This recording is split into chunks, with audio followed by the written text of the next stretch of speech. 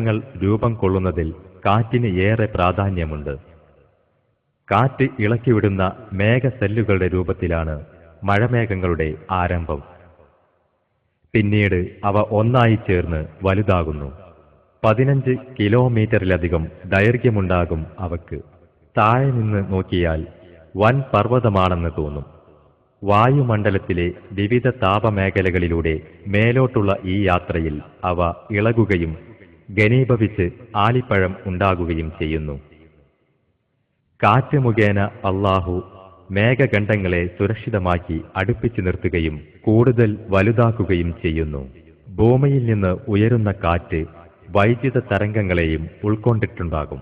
ഇവ അന്തരീക്ഷത്തിൽ മുമ്പേയുണ്ടായിരുന്ന വൈദ്യുതിയുമായി ചേർന്ന് വൈദ്യുത വലയം സൃഷ്ടിക്കുകയും അത് മേഘത്തിലെ നീരാവി കണങ്ങളെ മഴത്തുള്ളികളാക്കി മാറ്റുകയും ചെയ്യുന്നു. വളരെ കണിശവും ക്ലിപ്തവുമായ രീതിയിലാണ് മേഘങ്ങളെ കൂട്ടിയിണക്കിയിട്ടുള്ളത്. കാറ്റുമായി അത് ബന്ധപ്പെട്ടിരിക്കുന്നു.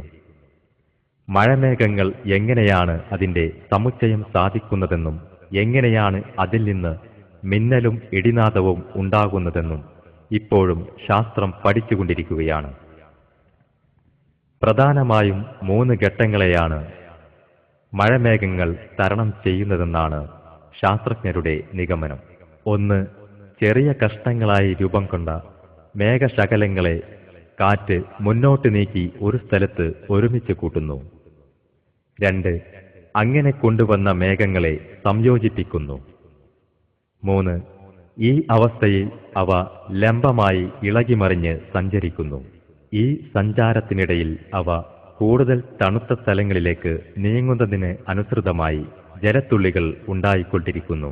ഇവ ക്രമേണ പെരുകുകയും അതിനനുസരിച്ച് ഭാരം കൂടി വരികയും ക്രമേണ മഴയായോ ആലിപ്പഴമായോ താഴോട്ടൊഴുകാൻ തുടങ്ങുകയും ചെയ്യുന്നു. ഒരു മേഘഖണ്ഡത്തിന് ചിലപ്പോൾ 25,000 മുതൽ 30,000 അടി വരെ ഉയരമുണ്ടായിരിക്കും.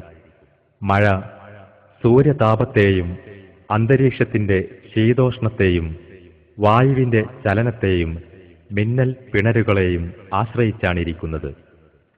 സാറ്റലൈറ്റുകളുടെ സഹായത്താൽ അടുത്ത കാലത്ത് മാത്രമാണ് മഴമേഘങ്ങൾ രൂപപ്പെടുന്നതിനെക്കുറിച്ചും അതിൽ കാറ്റിന്റെ പങ്കിനെക്കുറിച്ചും അവയുടെ താപത്തെക്കുറിച്ചുമൊക്കെ ശാസ്ത്രം കൂടുതൽ മനസ്സിലാക്കിയത്. ഈ വക കാര്യങ്ങൾ ദൈവം മനുഷ്യബുദ്ധിയുടെ മുമ്പിലേക്കിട്ടത് അവൻ അതേപ്പറ്റി ചിന്തിക്കുവാനും തന്റെ സൃഷ്ടാവായ ഏകദൈവത്തെ കണ്ടെത്തുവാനുമാകുന്നു. ദൈവികമായ ഈ സംവിധാനമില്ലായിരുന്നുവെങ്കിൽ